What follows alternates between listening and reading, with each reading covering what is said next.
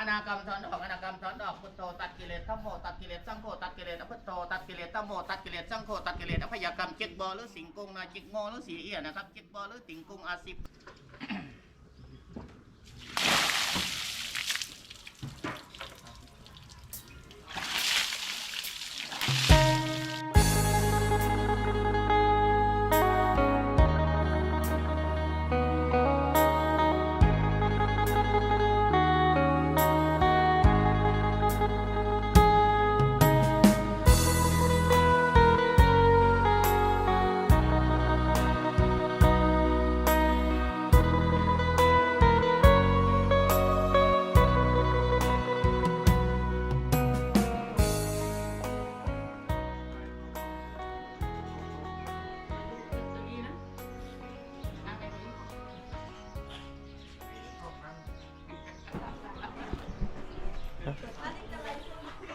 สวัสดีท่านผู้ชมพบกับบัตรขับหน้ากายเนาะหลังจากที่อีพีก่อนที่พวกเราไปเยี่ยมยามลูกเบ้าต้อมเนาะก็ได้ให้พี่ๆน้องๆได้หายข้องใจว่าสาวจ้อยเคยมีครอบครัวบ่เบ้าต้อมเคยมีครอบครัวบ่เนาะก็คือสาวจ้อยก็เคยมีครอบครัวมาก่อนแล้วก็เป็นหางบ่มีลูกเนาะแต่ว่าเบ้าต้อมนี่ก็เคยมีครอบครัวมาก่อนเป็นหางมีลูกหนึ่งเนาะพี่น้องเนาะแต่ว่าเขาเจ้าร่วมกันนั้นเอาความจริงใจใส่กันแล้วก็ให้ฮู้ความจริงตั้งแต่เบื้องต้นพี่น้องก็เลยเฮ็ดให้เพิ่นฮักแพงกันเท้าซุมือนี่เนาะมามื้อนี้ก็มากับสบายดีน้องล่าน้อยฝากซองสาวนากายน้องล่าสาวนากายจังไดก็เดี๋ยวเฮามาเลาะเบิ่งบ้านเพิ่นเนาะเดี๋ยวให้น้องล่าเบิ่งบรรยากาศบ้านเพิ่นบ้านหยังก็สืบถามเอาเด้อบ้านหยังก็ได้เดี๋ยวเฮามาทางนี้เป็นอาจารย์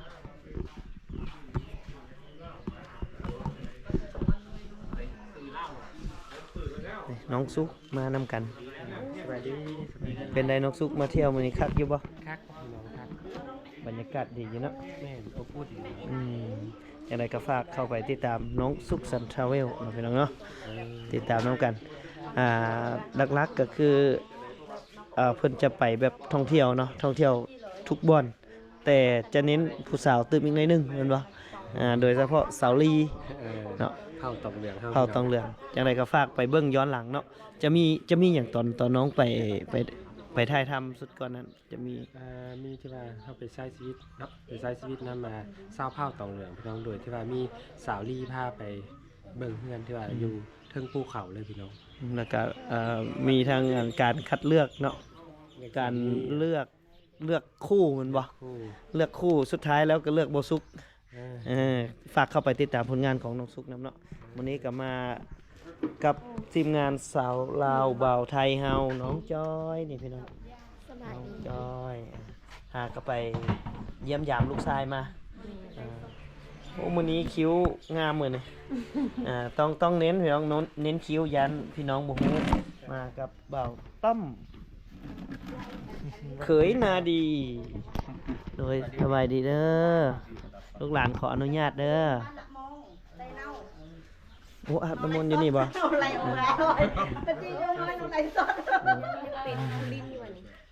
เป็นเขตสุรินทร์อยู่เดี๋ยวตอนนี้เฮามาขอพรนำว่าจังไดก็พ่อหมอเนาะพ่อหมอที่บ่ต้อมเ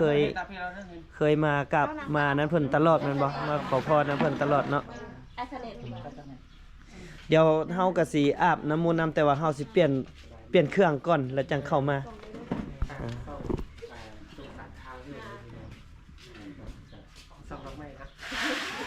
เบิ่งให้ครับแก้สุดก็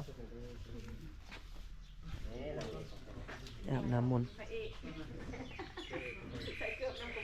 ผู้ใดสิอาบน้ำมนต์นุ่งทรงขาสั้นนั้นเข้ามาเลยเพื่อเป็นสิริมงคลเปลี่ยนเครื่องไปอันน้อ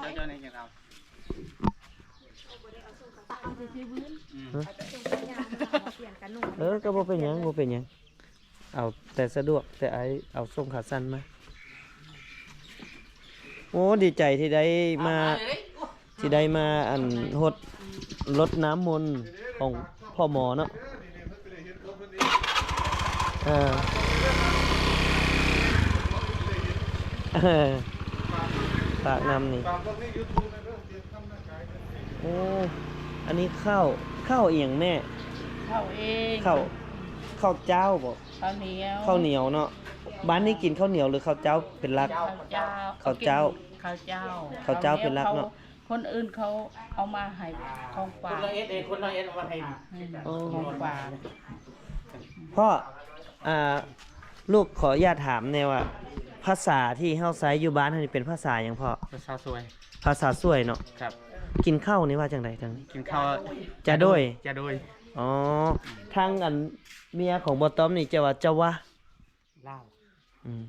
เจ้าวะเนี่ยกินข้าวภาษาอันน่ะชนเผ่าโซ่เจ้าวะกินน้ำกับง่อยเด้อจังซี่น่ะ มันคนละภาษาเนาะ แต่ว่าจะโดยนี่จะอยู่ทางฝั่งลาวเขาจะอยู่ทางแขวงสวรรณเขต แล้วก็แขวงสารวันเนาะทางทางมุกดาหาร ตรงข้ามกับมุกดาหารเว้าคือกัน จะโดยคือกัน จะโดย จะโดย มันสวยมันคนละ ก็ บ่ถึงแก่ แม่นแต่ละภาคแต่ละท้องถิ่นสิมีคำศัพท์เฉพาะของแต่ละคน แต่ละเผ่าว่าซั่นซะเผ่าพันธุ์นักเรียน สวัสดีค่ะ ที่มาจากลาวเด้อฮู้ภาษาลาวบ่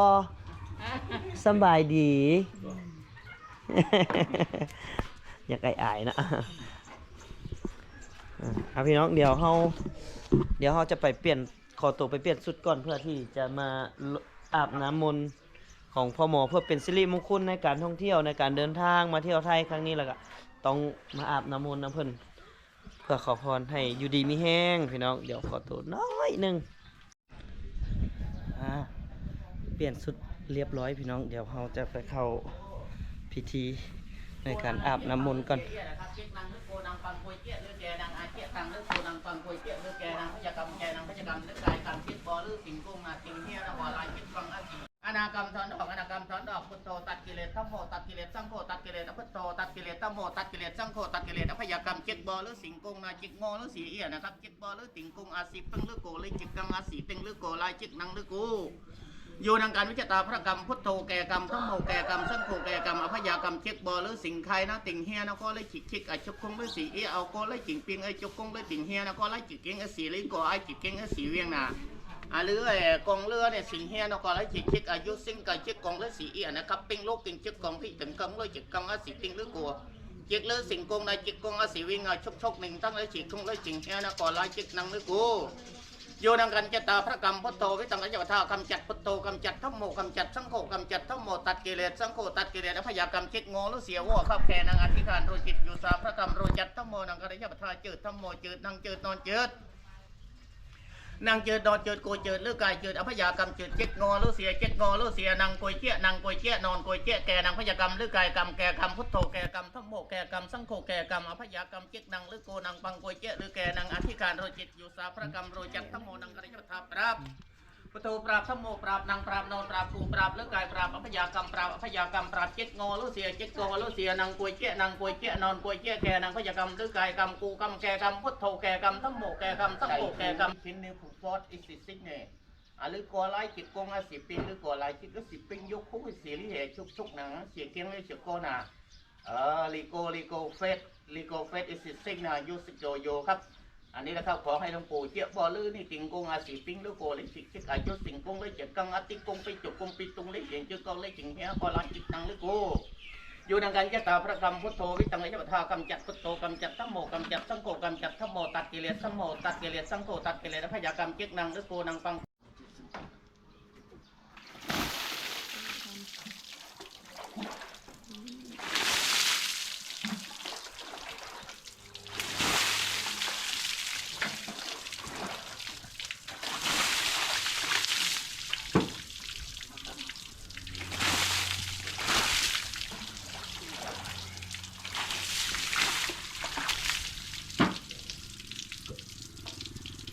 ลืมไปว่าคิ้วให้ถึงนะ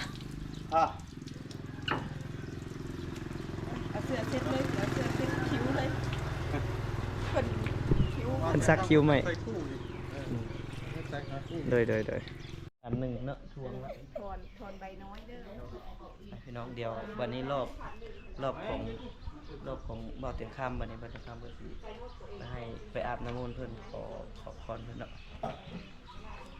อาบคือกันบ่ฮะอาบคือกันบ่ โดยขอน้ำได้มาแหละเด้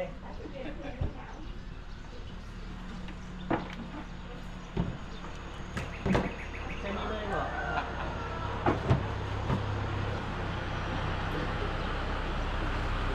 เลขก่อนเบิ่งเลขก่อนนี่พี่น้องเดี๋ยวเบิ่งเลขก่อนเลขก็ประมาณนี้3239209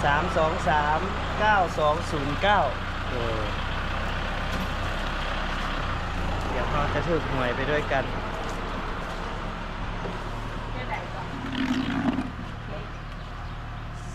เก้าควายเก้าควายเล็กลาวแล้วเป็น เดี๋ยวพ่อหมอเพิ่นสิให้โชคเฮาทีละคนได้บ่พ่อรวมเลยบ่ทีเดียวเลยมาทีเดียวเลย3พี่น้องดูเลข37 โอ้2ต้องมา2ต้องมา ครับนะโมตัสสะภะคะวะโตอะระหะโตสัมมาสัมพุทธัสสะนะโมตัสสะภะคะวะโตอะระหะโตสัมมาสัมพุทธัสสะนะโมตัสสะภะคะวะโตอะระหะโตสัมมาสัมพุทธัสสะสาธุคุณพระพุทธพระธรรมพระสงฆ์พระบิดามารดาครูบาอาจารย์พระครูปานอาจารย์เชียนอาจารย์ท่านอาจารย์บุญเมย์พระศรีพระตาธรรมาพระเจ้าคุณพ่อตะปูปานพระทานกระดีแก้วนางฟ้าพระยาไทยคุณทองเล่นปูโสธรหลวงปู่โตหลวงปู่มัน ไปเปลี่ยนเครื่องก่อนเนาะพี่น้องเนาะเพราะว่าก็ได้พดน้ำมนต์เนาะคือน้องลาน้อยนี่เพิ่นก็เตือนเพิ่นจังมัดไว้เนาะเพราะว่าน้องต้องชื่อให้ดีเด้อที่เพิ่นบอกต้องชื่อเพิ่นไปอาบน้ำก่อนจะล้างกระตุกเครื่องบ่เป็นหยังดอกแก้ให้แล้ว แต่ว่าระมัดระวังตัวเองเอา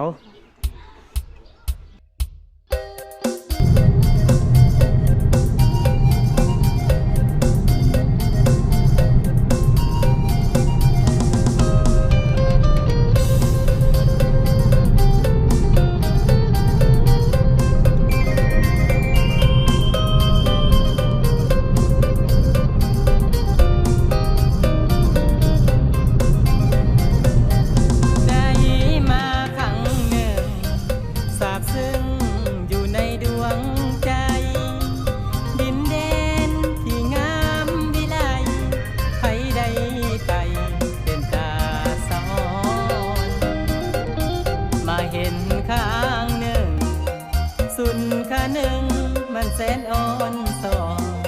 สาวนาฮีใจอายสะท้อนงามงอนลงหาฝากใจอายขอได้บ่เชิญคุณนายเพราะว่าต่อไปจะได้เอิ้นเพิ่นคุณนายได้พี่น้องสีหน้าเธอลงจังหน่อย FC สิฮู้อีกมาคิดหยังเสียลงทางเสียเวลาหลงติดยาเสียอนาคตเนาะอันนี้พวกเฮามาโพที่ที่แรกพวกเฮาว่าจะไปซ่องจอมพี่น้องแต่บังเอิญมาผิดทางหลงทางมาซ่องสงำจังหวัดศรีสะเกษพี่น้องโอ้มาไกลแท้แต่ก็เป็นการโชคดีคือกันได้เที่ยวอีกจังหวัดหนึ่งเลยจังหวัดศรีสะเกษอันนี้คือชายแดนกัมพูเชียหรือว่าชายแดนกัมพูชาเนาะพี่น้องเนาะกะนี่แหละพี่น้องกะบ่เป็นหยัง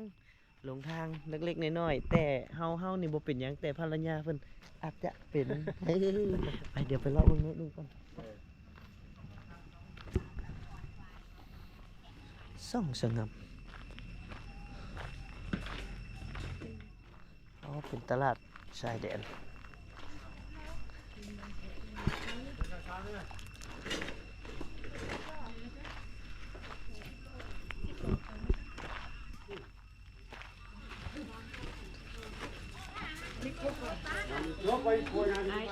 บ้านเฮาถุงนึงเป็น60โลอยู่นี่70 บาท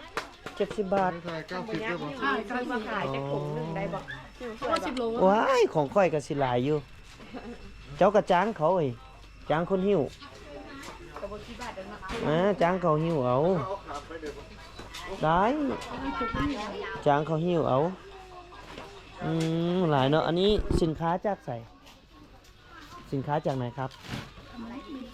ไม่รู้กัมพูชาบ่อ๋ออันนี้ลาว จ้า ผิดโอ้มะม่วงมะม่วงสุกก็มีกิโลเท่าไหร่มะม่วงสุก อันนี้โล25 บาท 25 บาท แต่เราเติมเจิงฉันเลยประมาณ 25 บาทกิโล โตหันชีมากๆได้ไงเด็กเติม บ่ฮอดซ้ บอกว่าตอนที่2,500 ำประมาณนั้นเอามาฮอดชายแดนกัมพูชา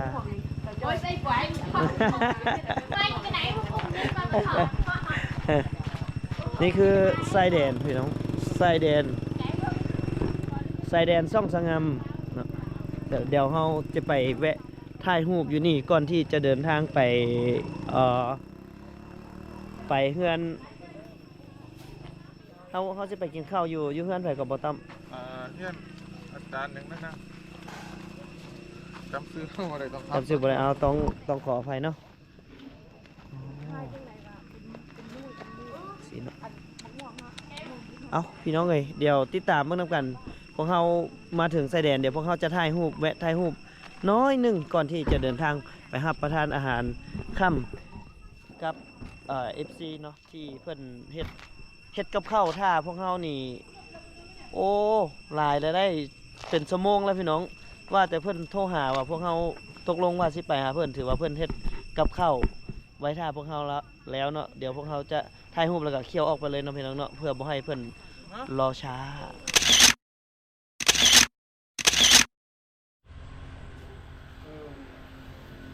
นี่เนาะพี่น้องหลังจากที่เฮาไปท่องเที่ยวชายแดนไทยกัมพูชาไทยเขมรเนาะวันนี้เราได้เดินทางมาฮอดบ้านของลุงมนตรีแล้วก็ป้าจันเพนสวัสดีครับ สวัสดีครับคุณป้าสวัสดีครับ ฝากเป็นลูกเป็นหลานเด้อฝากเป็นลูกเป็นเต้าโดย มูดจัดบาวเตียงคำตั้งแต่อันเปิดคลิปใหม่ๆคนนั้น โอ้หลายปีแล้วได้อนี่ หลายปีติดตามเป็น FC โดยก็ฝากเป็นลูกเป็นเต้าแหละโมเมนต์แต่ FC แหละเป็นพ่อเป็นแม่นำ ได้ยินดี โดยนี่เตรียมอาหารถ้าพวกลูกนี่โดนแล้วบ่นี่พ่อ ตอนแรกก็ว่าสิให้ไปกินในร้านเนาะ เจ้าก ะว่าจะมาฮอดประมาณ4 โมงแรง โดย บัดนี้มันน่าจะบ่ทันก็เลยเอาจากร้านนั่นแหละมารอ โอ้ที่บ้านนี่แห้งอบอุ่นเลยแหละแห้งอบอุ่นเลยโอ้ยนี่พี่น้องเอ้ยได้มีโอกาสมา จัดเองได้ เยี่ยมยามทางพี่ทางน้องแถวนี้เพิ่นเอิ้นบ้านอีหยังพ่อ บ้านโนนสวรรค์ครับ บ้านโนนสวรรค์ โนนสวรรค์ตำบลหนองขวาว เจ้า อำเภอศรีขอรภูมิ จังหวัดสุรินทร์ แม่น อ๋อโอ้ยดีใจละบาดนี้ได้พาน้องละน้อยน้องสุขสันต์ ไอ้เพิ่นนั่นจังหวะนึง โดยเดี๋ยวไปเบิ่งน้องจ้อยได้ เมารถ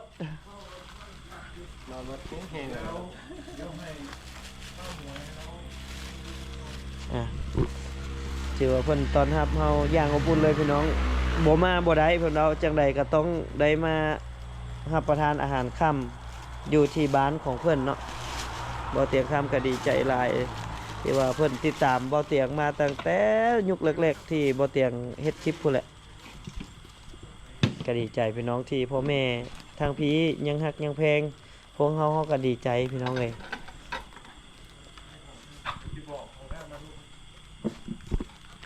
มีอาหารเพิ่นเตรียมไว้ที่แรกเพิ่นว่าจะไปกินอยู่ร้านแต่ว่ามากินอยู่เฮือนโอ้แฮงอบอุ่นแฮงเลยแหละ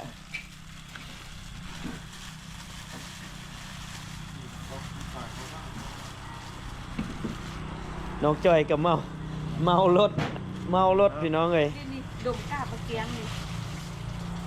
ดมเอาได้ แถมสงสัยน่าจะท้องด้วย เ คือสิได้ผลไว้เนาะ คือสิได้เพราะว่าอยู่ลาวบ่อยู่เด้บัดนี้มาไทยต้องติดแน่นอน นี่เด้อเอาไว้ต้อนรับ โอ้ทางฝั่งลาวเขาเนาะ โอ้แล้ว เดี๋ยวขออนุญาตอ่านเด้อนี่คือเบียร์แล้ว LEO แล้วกินแล้วมา2เทื่อแล้วได้นี่เบียร์แล้วครับลีโอพี่น้องลีโอไม่อย่างหวานซ้ำนี้ก็เอาบ่นี่หวานได้ทุกที่ทุกเวลา มานี่มันบ่ทันคุ้นเคยมันก็ดื้อแน่เดี๋ยวนี้อีกจักหน่อยมันก็เศร้าดอก น้องจอยเมาครับพี่น้อง เมาแล้ว เพราะว่าทางโค้งหลาย ไปช่องจอมจะได้พัวช่องตึงงับ ที่ได้มา ไม่เห็นมาฮอดบ้านเนาะ บ่คิดว่าสิเนาะ บ่คิดว่าสิมาฮอดหั้นนะแต่ เขา เคยเห็นในรูปเนาะเคยส่งรูปไปให้ เคยคันสิว่าอะไรเฮานี่ เคยเฮ็ดบุญร่วมกันมา แม่น คันบ่เคยเป็นอ้ายเป็นน้องเป็นญาติพี่น้องกันมาก่อนเฮาก็สิบ่ได้เจอกันแบบซี่ดอก จนได้มากินข้าวร่วมพากินปลาร่วมถ้วยเพิ่นว่าซั่นดีใจหลายพี่น้อง แนวแซ่บนั่งนั้นอันนี้จะแนะนำเด้อนี่ แนะนำเลยเมนู ให้ซิมอันนี้ก่อนบ่าวต้อมนี่เอาบ่าวสุขสันต์กับบ่าวเตียงคำให้ซิมอันนี้ก่อน ให้จิ้มก่อนนี่อันนี้เพื่อนได้ยัง ลองเบิ่งอันไหนก่อนลองเนาะ ลองเบิ่งกัน เลือกสิบอกสิเฉลย ข้าวเหนียวก็มีเด้อ แล้วสิเฉลยว่า ข้าวเจ้าก็มี เอาสองมาได้ มันแม่นมันใช้ได้บ่ ลอง นี่ เบิ่งเจ้า พี่น้อง ใช้ได้บ่ เดี๋ยวชิมเบิ่งยังบ่ทันได้เฉลยนะแม่นอย่างนี้นะแต่ชิมก่อน นั่งที่นี่ก็ได้จ้ะนั่งที่นี่ก็ได้ อ่า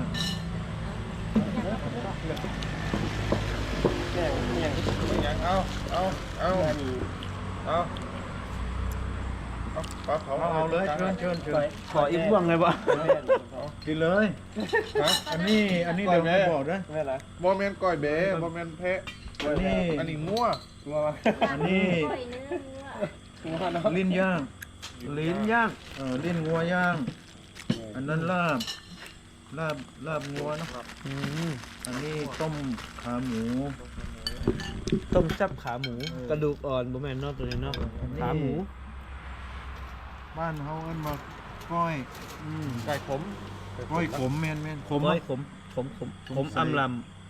บ่ได้เน้น เลยเก้าอี้หนึ่งเก้าอี้ มีอยู่ แล้วนั่งกิน ำของกินพี่น้องเอ้ย บอกให้อันท่านน้องนุ่มมาอยู่เพิ่นอันคนที่ไปบ้านนาดีน้ำกันนั่น ครับ เพิ่นก็ว่าเพิ่นจะแวะมาอยู่เพิ่นอยู่จอมพระได้เป็นร้องพอไอ้จอมพระประชาสันต์ โอ้ เอาเลยจัดกินเลย เอากินเลยล่ะเอาเดี๋ยวบ่ต้องข้าวเอากินอันนี้ก่อนดื่มก่อน กินข้าวแล้วตั้งแต่เย็นจ้ะ โอ้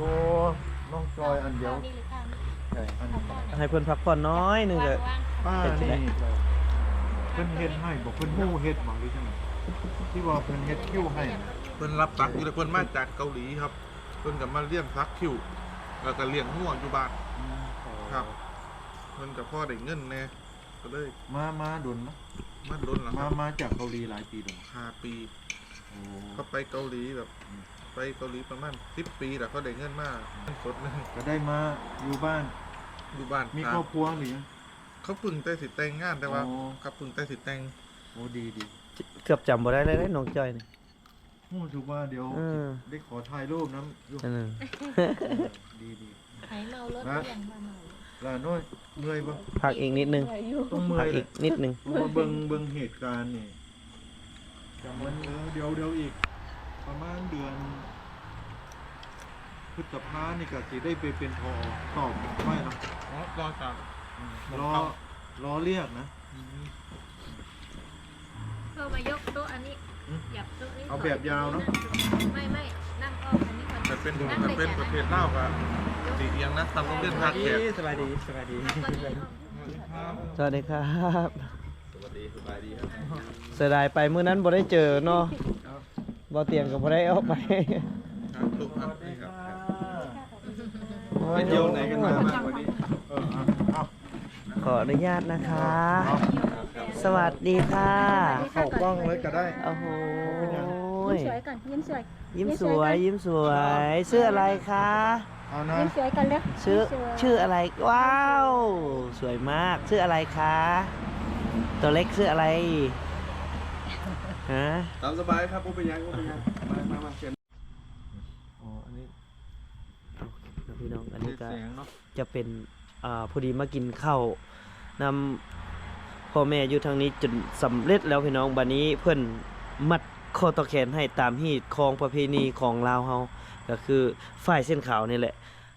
คือสิ่งที่ศักดิ์สิทธิ์และสำคัญที่สุดเป็นคำอวยพรให้เฮาอยู่ดีมีแฮงจากพ่อแม่จังซี่ล่ะพี่น้อง เดี๋ยวให้พ่อแม่มัดแขนให้ทางสาวลาวบ่าวไทยเฮาเนาะ สาวลาวเบาไทยเนาะให้มีความ แฟ สุ ด ข นะ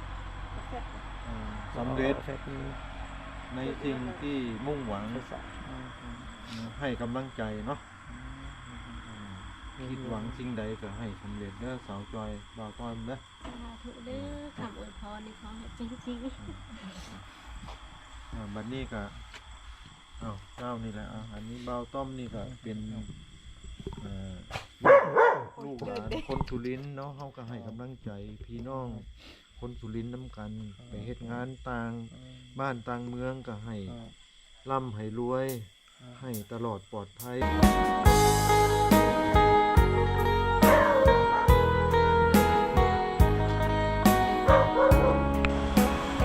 าะท่านผู้ชมก็คือเบาถึงคำตั้งใจไว้ในมื้อนี้นี่นะคือเพิ่นนัดพวกเฮาไว้แล้วเนาะนัดทีมงานไว้แล้วว่าต้องให้มารับประทานอาหารค่ำอยู่นี่คือพูดว่าหิวส่ำไหนก็ตาม ต้องมากินข้าวอยู่เฮือนนี่พ่อก็ตั้งใจไว้หมดทุกคนเนาะ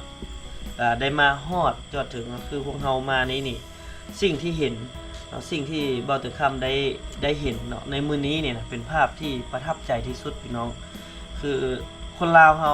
บ่ว่าจะอยู่หม่องใดแจใดเนาะก็คือคนลาวนี่บ่หมายถึงคนประเทศลาวคนเผ่าที่เว้าภาษาลาวนี่นะคือไปไสก็ตามฝ่ายมัดแขนนี่แหละพี่น้องเอ้ยเป็นสิ่งที่สำคัญข่าวเนาะคนอีสานฮู้หมดว่าฝ่ายมีความสำคัญส่ำใดเนาะนี่ก็ลูกทั้งเบิดนี่แหละหมดทีมงานนี่แหละก็ต้องขอบใจๆขอบใจ พ่อแม่ทางนี้ที่มีความกรุณาเนาะคือตอนรับมื้อนี้อบอุ่นแฮงเนาะ โดย อบอุ่นแฮงแล้วก็ปลื้มปิติยินดีและขอให้เหตุการณ์ครั้งนี้เฮ็ดให้เฮานี่เป็นพ่อเป็นแม่เป็นลูกกันตลอดไปเนาะ อันนี้ก็ขอบมุกขอบใจทางพ่อแม่เนาะแล้วก็พี่ชาย เพราะว่าเพิ่นเคยไปบ้านนาดีมาแล้ว แล้วก็ไปกับบ่แม่นบ่ไปมือเปล่าได้เพิ่นก็เอาอีหยังก็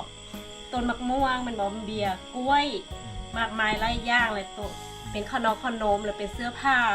อันนี้หั่นนะเพราะว่าดีใจแห้งอ่ะมื้อนี้หันได้มากินข้าวอยู่เฮือนเพิ่นหันดีใจที่สุด แล้วก็ขอบมกขอบใจที่มีภายผู้แขนพ่อแม่แล้วก็น้องเองขอบมกขอบใจพ่อแม่แล้วก็ขอบใจพี่ชายเด้อ มาทำนะครับผมขอบคุณนะครับที่แบบช่วงที่ผมบ่อยู่เนาะ ก็แบบไปเยี่ยมยามน้องจอยแล้วเอาผลไม้พันธุ์ใหม่ไปให้ผมนะครับ ครับแบบว่าก็ดีใจแห้งครับบ่คิดว่าจะมีFCพ่อแม่พี่น้องสุรินทร์เฮานี่แหละครับที่แบบคักและเอ็นดูถึงตามไปจนถึงอันนั้นนะครับแบบมันเกินความคาดหมายบ่คิดว่ามันสิมีแบบนี้ครับ ยิ่งใหญ่ขนาดนี้ ครับครับผมอันนี้ก็ขอบคุณนะครับ ก็ต้องขอบใจเบาเตียงคำเนาะช่องเตียงคำหน้ากายที่ได้นำเสนอชีวิตอันผู้อันสาวลาวเบาไทยเนาะ เจ้า ให้คนทั้งโลกได้เบิ่ง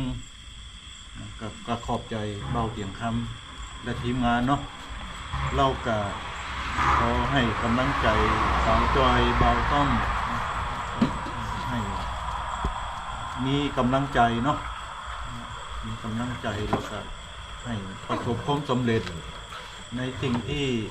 ตั้งใจในสิ่งที่คาดหวังให้ประสบความสำเร็จเนาะเจริญก้าวหน้าคิดสิ่งใดก็ขอให้สมความปรารถนาทุกประการเด้อเราก็ถ้ามีโอกาสก็แวะมาสุรินทร์ก็แวะมา เยี่ยมบ้านลุงอีกก็ยินดีต้อนรับทุกเมื่อเนาะ น้องพี่น้องก็เห็นความฮักความแพงระหว่างลาวไทยไทยลาวคือแม่น้ำของบ่สามารถกีดกันความฮักระหว่างไทยกับลาวได้พี่น้องความฮักความแพงนี่บ่ว่าจะอยู่โลกใดแจใดถ้ามีความฮักความแพงกันแล้วบ่มีผู้ใดมาพังทลายได้หรอกเนาะสำหรับ EP นี้มาฮอดนี้เบาเตียงคำพร้อมด้วยพ่อแม่ทางนี้แล้วก็สาวจ้อยเบาต้อมสิได้ล้ำได้ลาพี่น้องไปก่อนติดตามใน EP หน้าสำหรับ EP นี้ขอจบเพียงเท่านี้ก่อนขอขอบใจ